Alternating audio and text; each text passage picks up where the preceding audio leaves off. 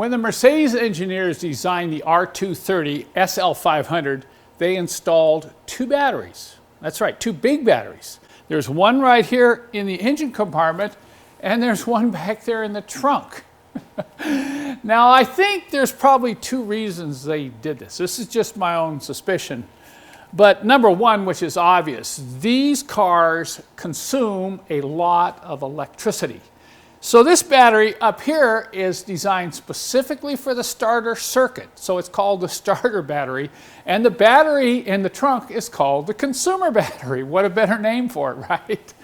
So I think from that alone, you know, they thought if you let the car sit for a while and leave a consumer on, like your coffee pot, then you go to start the car will start. And that's great. But the problem is, when the cars sit for a long time, the consumer battery can drain down on its own.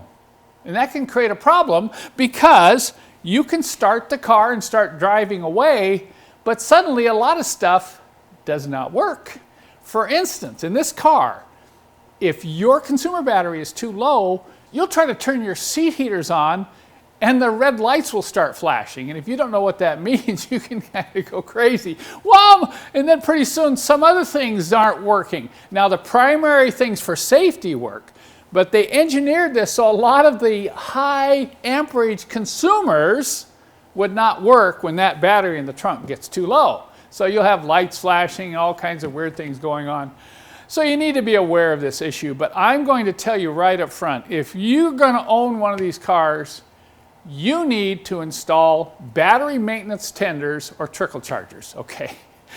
I think the engineers figured, well, we put two batteries in these SL convertibles because they don't get driven a lot. And that's true.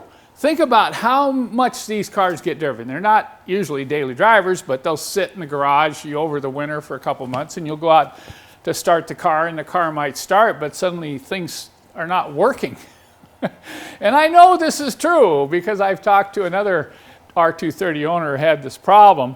So what I'm doing today in this car is I'm installing two battery tenders.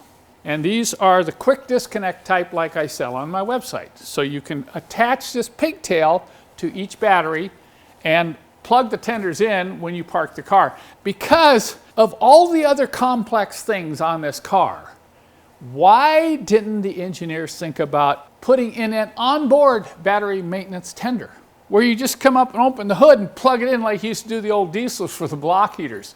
And that would provide trickle charge to both batteries anytime you park this car.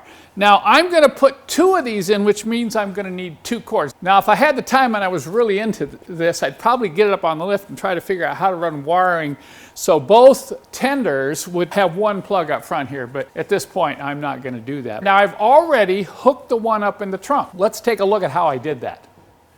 You can see here I've already connected my pigtail and I've got it sticking up here for easy access. And if you pull this panel off, you can see the battery. So I'm going to plug this in now, right here.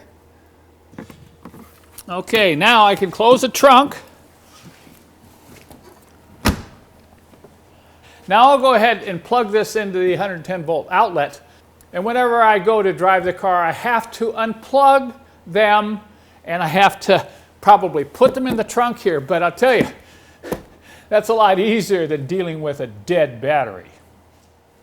And just remember, you do not need a twin battery car to get the full benefits of a battery tender or battery maintainer.